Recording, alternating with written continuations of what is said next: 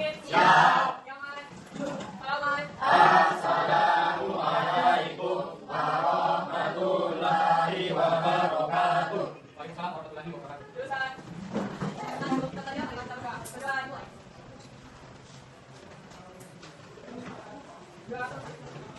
Oke, masuk. Masuk. Ada dia. Oke, nah. Ada itu. Pak. Andi mana kasih? Andi umat. Andi umat. Oke, dah siap. Mana? Ini. Andi mau ya? Kita ada. Oke, apa ada? Kita ada. Tinggal klik. Amat kan. Amat kan? Amat tuh dia. Amat berapa? Ini.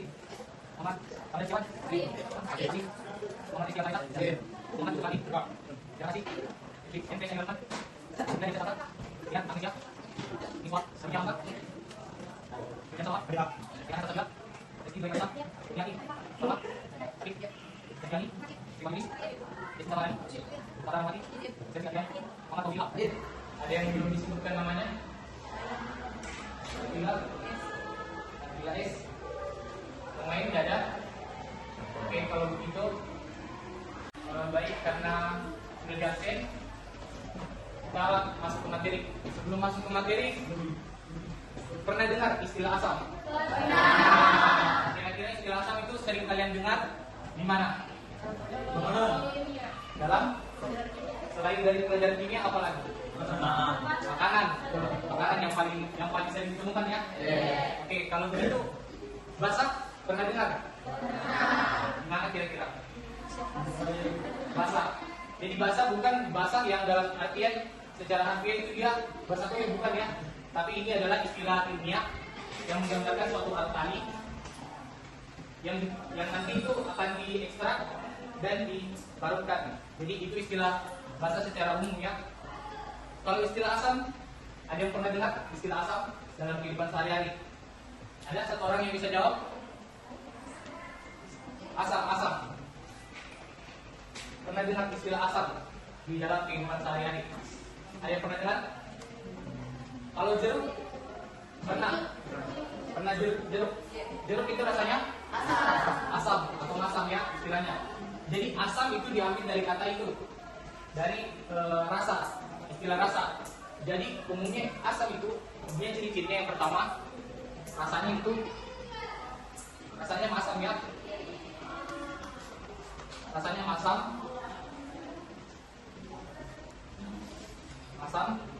atau kecut. Selain daripada itu, ada yang tahu pengertiannya asam? Ada yang pernah dengar pengertiannya asam secara luas? Ya, Nabila? Cut. Nabila, coba. Jadi asam itu adalah larutan yang ketika dilarutkan dengan H2O atau air maka akan menghasilkan ion H+. Ya, betul sekali ya. Coba tepuk tangan semua. Jadi sudah betul ya yang dijelaskan oleh temannya tadi bahwa asam itu adalah larutan yang jika ditambahkan H2O atau dicampurkan dengan air maka dia akan merilis ion H+ atau proton, hidrogen ion H+. Nah, itu biasanya contoh-contoh asam itu seperti apa? Kalau dalam buah-buahannya apa kira-kira? Jeruk yang paling umum ya. Belimbing. Ya. Apa lagi? Mangga muda.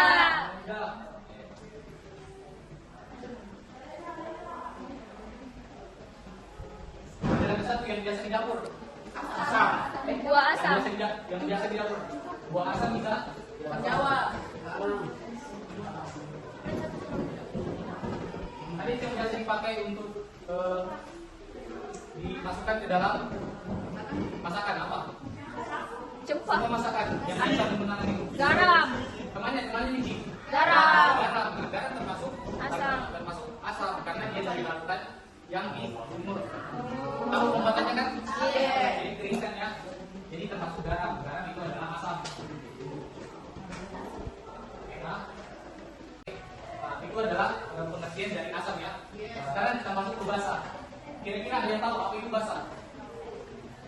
Ya. Jadi sebetulnya untuk teori basa berdasarkan teori Archimedes itu sendiri, basa kan merupakan senyawa kimia yang ketika terlarut oleh H2O atau air maka akan melepaskan oksigen. Ya, betul sekali ya. Tepuk tangan untuk Aurelius. Nah, jadi seperti tadi yang dijelaskan oleh temannya bahwa basa itu adalah larutan yang jika ditambahkan air maka dia menghasilkan ion apa? Jadi larutan yang ditambahkan H2O maka dia rilis konsentrasi OH. Sedikit basah. Kira-kira apa? Ada yang pernah? Ya, licin salah satunya ya. Licin oh ya. Sebelumnya istilah asam itu pernah dengar istilah asam itu berasal dari mana? Asam. Jadi asam itu istilah dari bahasa Arab ya, kalau tidak salah. Yang artinya asam itu larutan yang memiliki rasa asam. Jadi berasal dari bahasa Latin.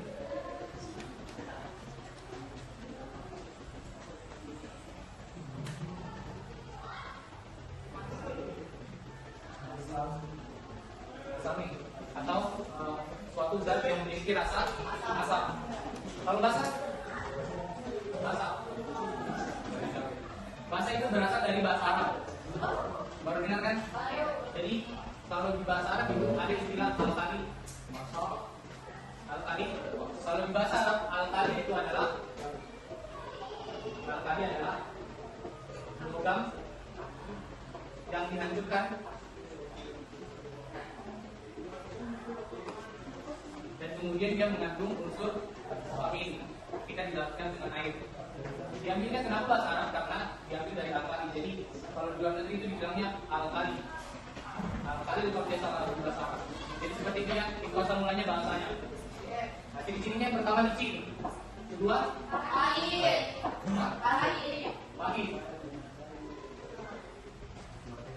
tiga antibakterial, betul sekali ya, antibakteri. Nah, salah satu contoh larutan basah ada yang pernah lihat? Apa pertama contohnya? Sabun. Contohnya? Sabun. Deterjen. Deterjen sama di sini. Deterjen. Apa lagi? Apa? Lidah buaya. Sendir lidah buaya ya? Sendir lidah buaya. Apa nama latinnya lidah buaya? Aloe vera. Nama bahasa Inggrisnya kayaknya itu. Nah, tadi kita sudah bahas tentang asam dan basa, pengertiannya dan definisi secara umum. Contoh-contohnya dari asam, contoh-contohnya dari basa. Sekarang kita masuk ke teori asam dan basa. Jadi untuk teori asam dan basa itu ada 3. Pertama, Arrhenius.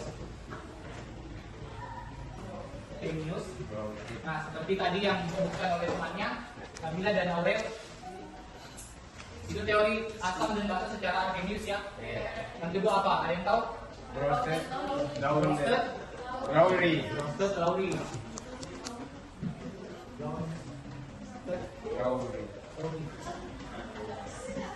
Yang ketiga, teori Lewis.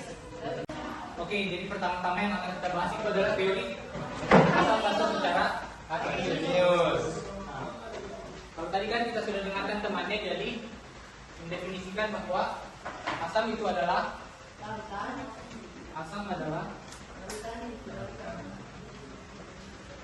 larutan yang bisa dilarutkan dengan air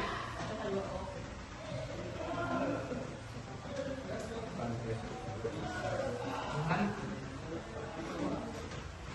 H2O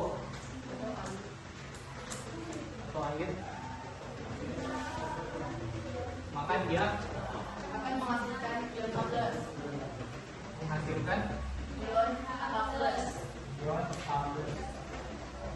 Nah, sebaliknya untuk basa, maka kalau basa apa? Basa, maka menghasilkan kloramin.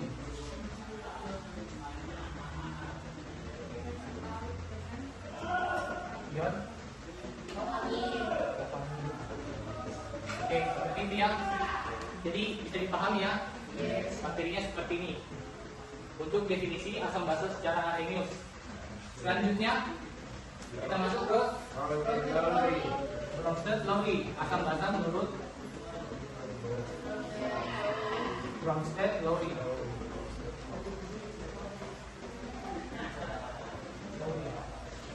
Ada yang tahu sebelumnya terkait asam basa menurut Bronsted-Lowry? Mungkin pernah baca? Di mana? Tidak ada? Jadi asam basa menurut Bronsted-Lowry itu adalah dikatakan dia asam.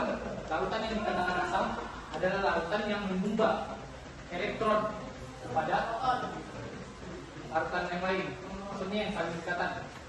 Nah, sedangkan basa adalah yang menerima elektron. Jadi dia kalau digambarkan itu asam itu dia selalu ada minus, kalau basa selalu ada plus.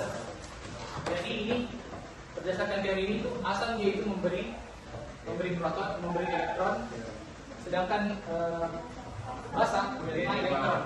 Seperti itu ya, untuk sederhananya. Tuliskan. Jadi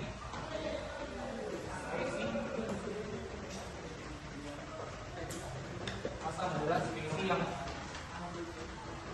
mendonorkan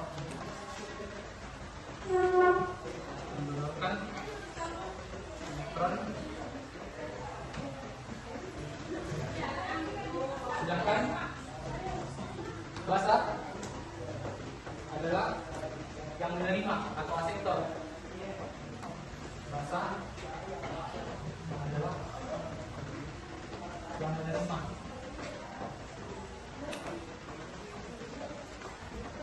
atau aseptor.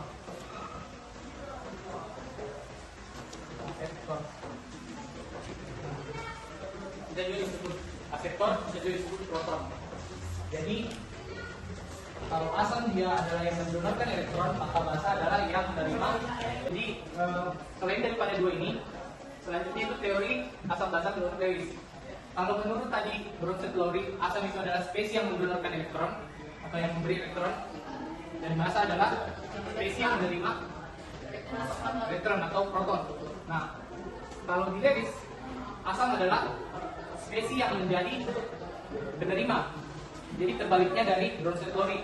Jadi asam adalah yang menjadi penerima. Penerima, sedangkan penerima, sedangkan yang mendengar, basa menjadi yang mendengar spesies mendorong. atau negatif.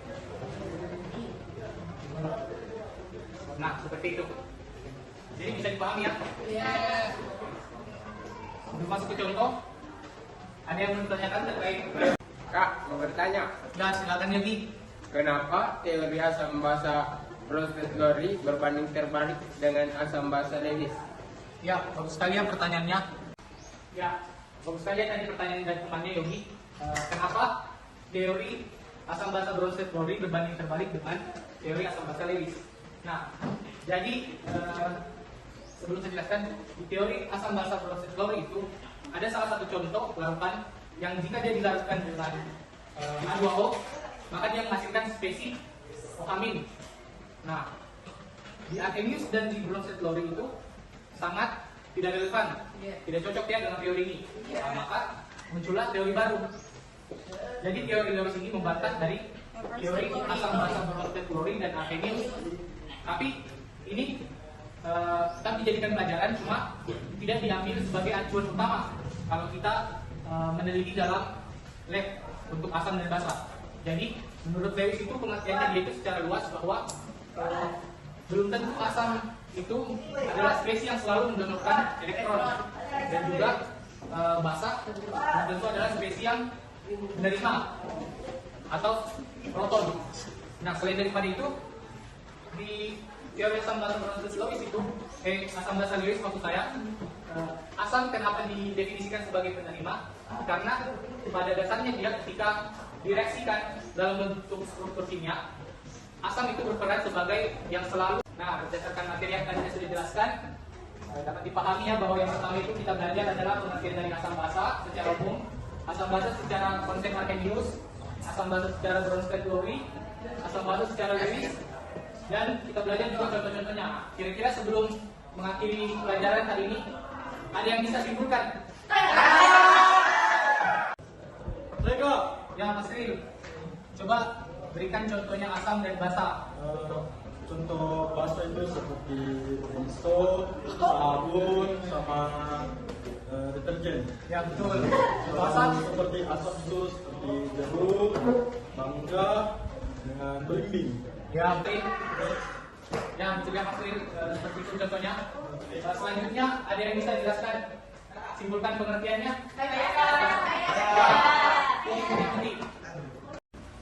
Ya, silakan Uni. Oke, jadi saya akan menyimpulkan mengenai teori-teori dari Arrhenius, Bronsted-Lowry dengan Lewis. Jadi menurut Arrhenius itu asam basa adalah larutan, jika dilarutkan dengan H2O atau air maka akan menghasilkan ion H+. Sedangkan basa adalah larutan yang jika dilarutkan dengan air akan menghasilkan ion OH-. Dan menurut Bronsted-Lowry bahwa asam adalah median yang mendonorkan elektron ke proton, sedangkan basa adalah kebalikannya, yaitu median yang memberi proton ke elektron. Dan menurut Lewis itu adalah kebalikan dari Bronsted-Lowry. Ya, betul ya. Jadi seperti itu ya, sudah bagus pendapat-pendapat dari temannya tadi yang sudah menunjukkan. Jadi kita belajar hari ini asam basa secara umum, asam basa menurut teori Arrhenius, asam basa menurut Bronsted-Lowry, dan juga asam basa menurut Lewis. Jadi kita sudah tahu arti asam, sudah tahu asam itu ketika dia dilarutkan menghasilkan ion H+, sedangkan basa itu adalah yang jika dilarutkan dengan air dia menghasilkan OH-. Contoh-contohnya seperti asam untuk garam, belimbing dan lain sebagainya. Basa itu seperti sabun, deterjen, yang licin, dan alat kebersihan lainnya, seperti itu ya. Jadi itu saja ya untuk hari ini yang bisa saya sampaikan. Kurang lebihnya mohon dimaafkan. Kita bertemu di minggu selanjutnya. Wabillahi taufiq wal hidayah. Wassalamualaikum warahmatullahi wabarakatuh. Waalaikumsalam warahmatullahi wabarakatuh. Ya, silakan disiapkan. Baik, Siap. jangan aman.